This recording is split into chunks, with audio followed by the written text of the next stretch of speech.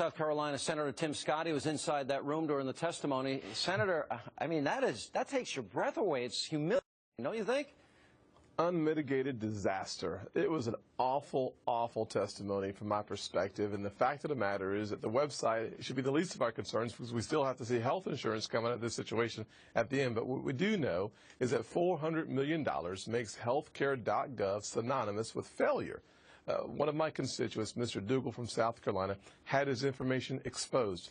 We could not get clarity on whether or not they would remove his information from the system.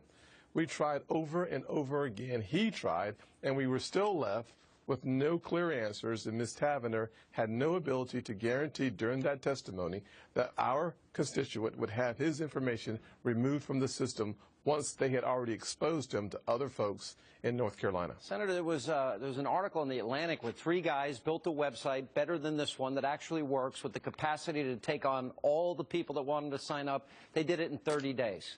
How does the government justify spending hundreds of millions of taxpayer dollars for a failure like this in the year 2013?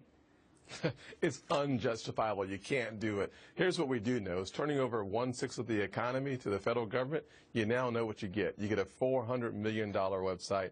You can get the iPhone completely produced for $150 million, available for work.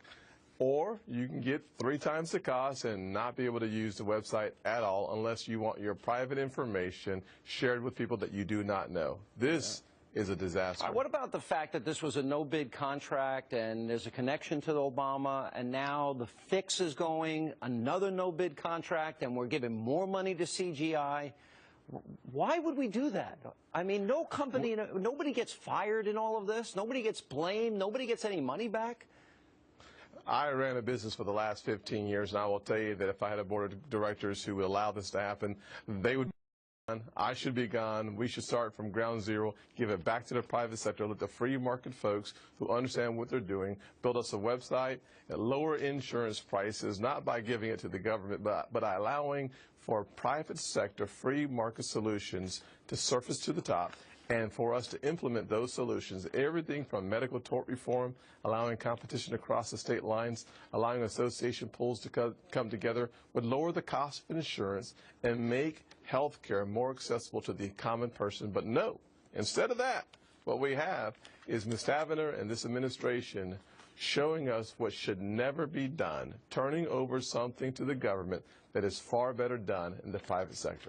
All right, Senator, good to see you.